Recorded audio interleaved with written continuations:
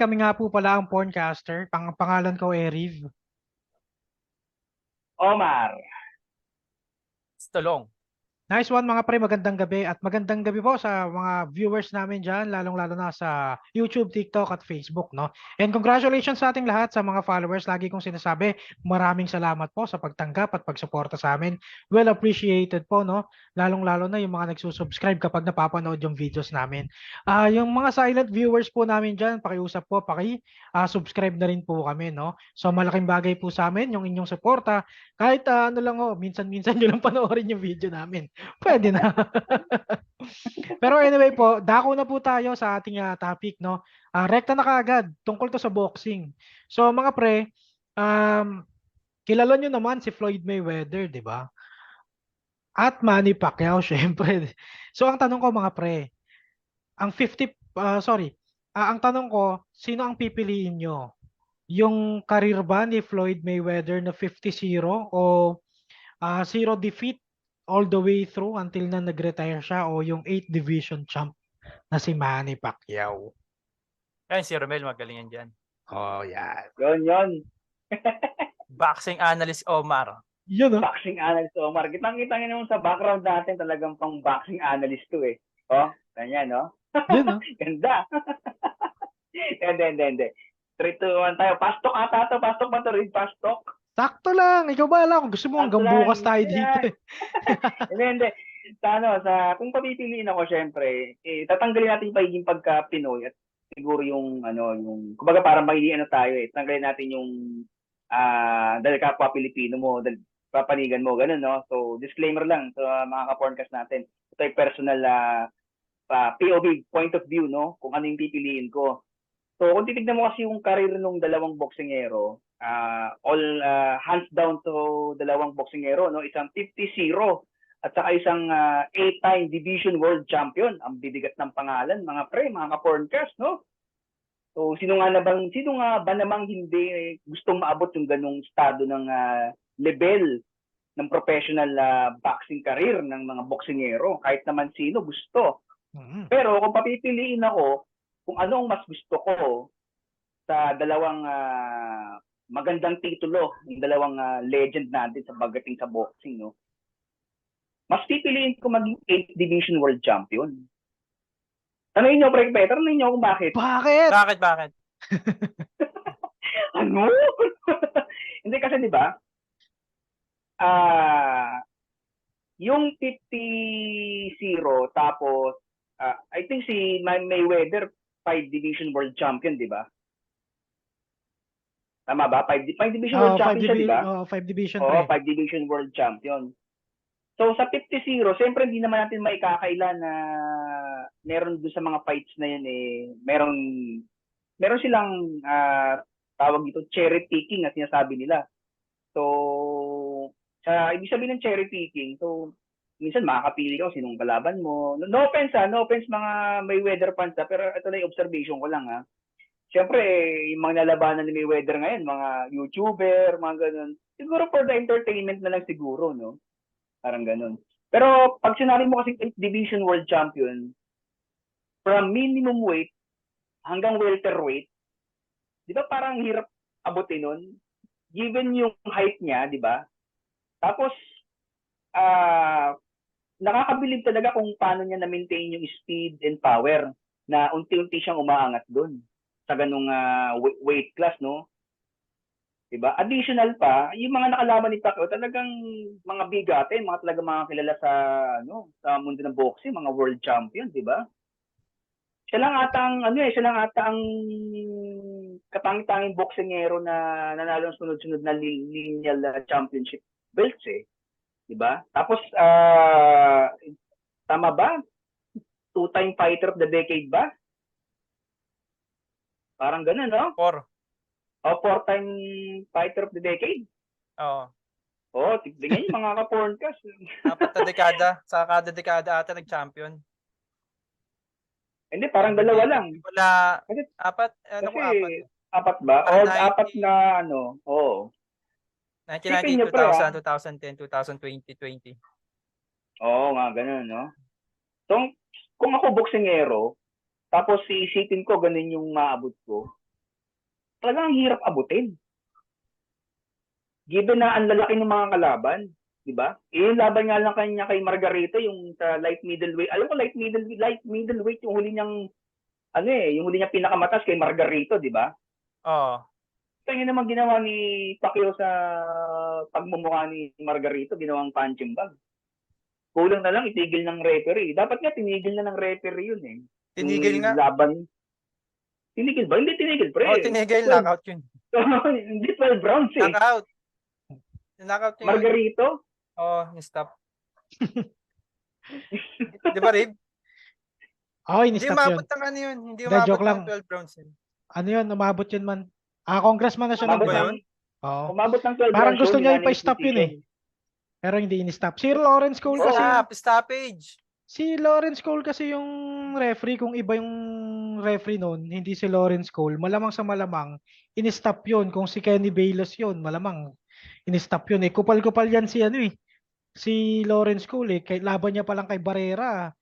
Puta, ano na siya, bias na siya noon eh. Kasi para feeling ko may dugong Meksikano yun eh, si Lawrence Cole. Si Cole? Oo. Oo. Eh, alam mo naman kasi tinitignan ni Pacquiao yung yung referee, di ba? Nililingon niya na eh. Parang sinasabi niya na, tuloy Oo. ba natin o tigil na natin? Kawawa naman tong kalaban ko eh. Mhm. Siyempre, si Pacquiao, alam naman natin, kilala natin. Dati, siyempre, yung killer instinct niya, di ba? Parang ganun, di ba? Para parang, ang tawag nga sa kanya, counter-puncher slugger eh. Di ba? Brawler, Tawag sa kanya brawler. brawler. So, Tingin yun, ko yung same lang sinasabi naman ni yung Arman, pre, si Cotto. Yung si Cotto in-stop. ba yun? Cotto. Oo, si Cotto. Welterweight yun, At pre. saka si welterweight ata, De La Hoya division. ata yung naisip ko eh. De La Hoya Oo, ba? De La Hoya. Anonymous? O De La Hoya ata yung naisip ko. Nag-quit. Kasi Yung Nag-quit magkamukha. siya nun dalawang eh. yun, in-stop talaga. Si De La Hoya, round 8 eh. 9 ata. Ayun yata yung naisip ko. Oo, 9 9. ba yun? Si, Yun nga yun. Si De La Hoya pala tapos yun. si Cotto, umabot naman ng round 12, pero kalagitnaan ng round 12, talagang bugbog sarado na eh. Talagang itinigil na ng referee. Pero syempre, congratulations pa rin kay Mayweather, syempre. Di ba? Ikaw ba naman 50-0? Ayaw mo pa ba? Di ba? Eh sabi nga niya, siya daw ang TBE. Pero syempre, may mga iba doubt pa rin kasi meron diyang iba. 70-0, di ba? All respect. Oo, tsaka may Asian daw ngayon na 54-0. Oo man, no? Oo. Thailander yun eh, no? Oo. So ayun, ewan ko kung saan niya kinuha na siya yung TBE TBE. dun sa 50-0 niya. Tapos 'di ba si si Julio Cesar Chavez, Oo. umabot muna siya ng 87-0 bago 90. siya matalo. 90-0 ba yun? Oo. Yun. So walang-wala yung 50-0 dun, Oo. 'di ba? So si So kung Romel man, tatanungin mo, si Sir Romel, Pacquiao, ikaw, sino sa'yo? doon din ako sa 8 division world champion. Kasi nga yung 50-0 ang dami na nakagawa eh. Oo, no, Diba? tama. Eh yung 8 division siya lang yun. Si Pacquiao pa lang nakakagawa. Tama. 50-0 eh meron niyang umabot niya sinasabi mo na 90-0. Tapos ngayon may 54-0 na sa Asia nga. Thailander ba yun, Rig? Oo, So Thailander doon yun. pa lang na eh. Tanggal na yung argumento niya na 50-0 na siya yung pinaka The best eh. Siguro siya lang yun eh. Inaano lang niya sa sarili. Self-proclaimed. The best ever siguro sa paggawa ng pera. Yun nga eh. Oo. Oo, kasi Big pangalan time tayo, di ba? yaman. The money thing, di ba? Yung parang niya lagi, di ba? Parang, Business-minded talaga si Floyd. Oo, no doubt. Which is Tsaka good thing din naman, no? Saka si Floyd hindi siya yung boxer na laban lang kung laban. Parang sa kanya business talaga eh. Tagang manalo lang eh. 'Di ba? Kaya scorecard nga lang siya eh. Kaya nga. Hindi siya katulad nila Pacquiao. Parang ayaw niya na ayaw niya na mag-take risk ng talagang matcha-challenge siya na di ba? Parang ganoon. Hindi katulad nung era nila Marquez, nila di ba yun mga Meksikano tas versus Pacquiao. Barrera, Morales. Doon talaga parang wala hindi pa business kasi yung iniisip nila sa yun. Talagang gusto lang talaga ng lumabang pa. Mga hunger fighters pa sila nun. Oo, mga gano'n, mga hungry fighters. Legacy ang tinitignan nila, di ba? Parang gano'n, Hindi na nga more on legacy, parang talagang laban lang, sige, kung sino kahit sino yan.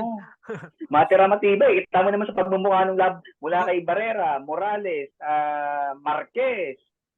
Di ba? Oo. Siguro kung walang Talagang mga promoter, pre, siguro maglalaban-laban na sila kung kailan nila gusto no. Kaya nga, Tapos syempre may mga Oo. ano din sila may mga promoter eh. mga promotion din sila. Oo. Siyempre Kaya may yun yung mga ay iniingatan yun ding yung mga pangalan, 'di ba? oo. Parang gano'n eh. Kaya yun syempre yung 8 division world champion ako kaysa sa 50-0. Hindi ko nga alam kung ba't tanong pa yun Obvious na obvious naman yung Kaya nga mahirap eh, no? makuha dun. Kaya nga. Saka Ano lang ano, talagang ano. anong tawag dito? Oldest welterweight Oo. champion in the history. Mm. Parang Ilan yun? four times ata eh.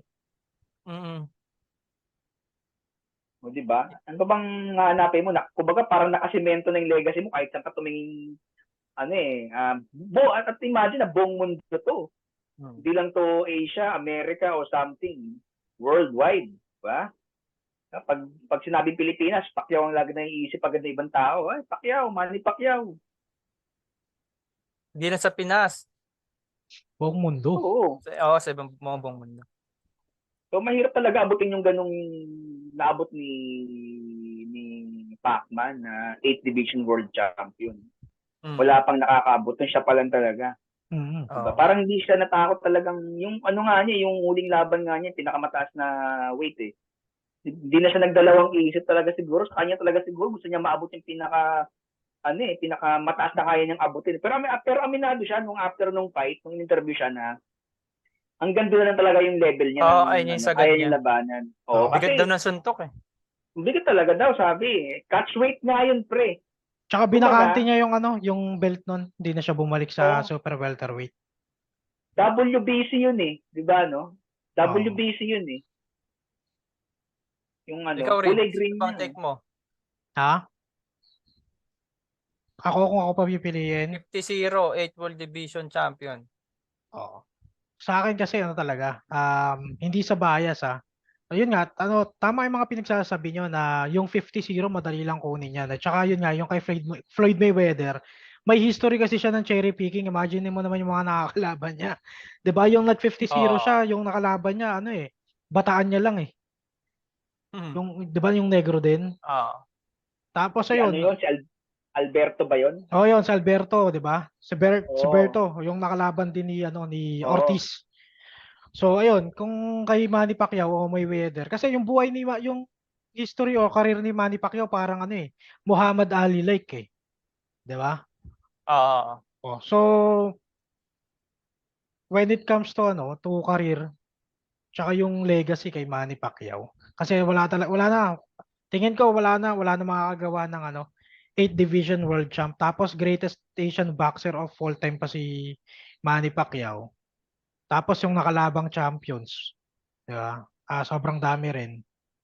Tapos ayun, sa loob ng boxing ring talaga mas gusto ko si Pacquiao. Kahit sino Mike Tyson, Manny Pacquiao 'yan. Thurman, ayun sabi nga ni Thurman parang si Muhammad Ali like si Manny Pacquiao matatalo, mananalo.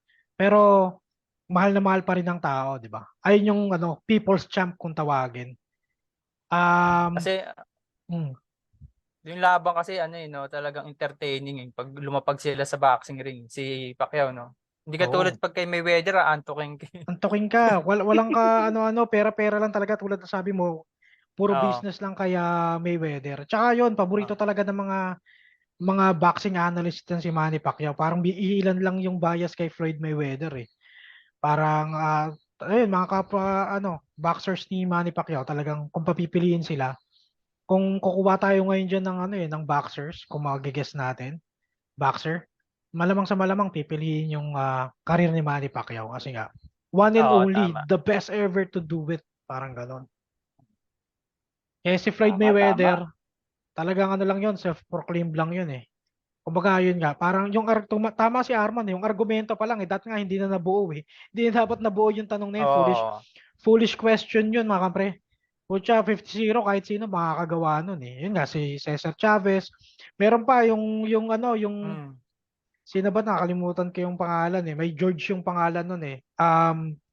Boy George hindi naman. Hindi. George Foreman. Ano yun? Hindi si George Foreman, pre. Joke lang. Naalala ko si Boy George. Car wash boy yun eh. Si Si Boy George. Ano yun, UK yun eh. UK. Pero anyway, baka kilala ng mga viewers natin yun, yung sinasabi ko. 50-0 din yun. 51-52 nga rin siya eh. Oh, Nagkano, yun. 'di ba? Puti pa yun, puti. Imaginein mo naman, 'di ba? Ganun lang talaga mag-bring up ng pangalan din sa Floyd Mayweather. Ganun siya kagaling mag-market. Siguro sa when it comes to marketing siya talaga. Pero when it comes to legacy, Manny Pacquiao. Oo, yun. Ayun na yun. Ayun na yung Oo. pinakabuod eh. Mm. Kayo, mga viewers namin, mga ka-porncaster, kung kayo tatanungin, kaninong legacy yung pipiliin nyo? Kay Manny Pacquiao ba na only 8 division world champion, boxing icon, greatest greatest boxer of all time when it sa Asia, o Floyd Mayweather 50-0. Ayun lang naman yung kay Floyd Mayweather 50-0. 'Di ba? So comment down Oo. below, no? Yon. Yun. At syempre, nako, pindutin mo yan. Yang subscribe button na yan. Matagal na naghihintay sa'yo. Ayan o, ayan o, ayan o. Pindutin mo yan. Pindutin mo na. Pindutin mo na Oo. rin yung notification bell, no? Para lagi kang updated. May Mhm. mga bagong video. At ang mga pag-uusapan namin dito, talagang makabuluhan. Mga ka-porncast. Tama. So kung mahilig po kayo sa sports, especially sa boxing, basketball, madalas ganyan po yung topic namin ngayon kasi mainit lalo na sa sa FIBA at sa Asian Cup. Sundan nyo lang po kami kaya mahalagang i-subscribe nyo para lagi po kayong updated. Siyempre, para lagi kayong updated, i-click nyo na rin yung notification bell, no? So ayun lang po Yes, mga yes. ka-porncasters. Tanong muna natin yung mga kasamahan natin baka may gusto silang sabihin. Wala na. Nasabi na lahat. Ah, oo, kumbaga, given eh. Tinatanong mo pa lang, alam mo na yung sagot. So ayun lang po mga ka-porncasters. Again, maraming salamat at magandang gabi. Sundan nyo lang po kami. Marami pa po tayong pag-uusapan. Hurra! Rah! Adios.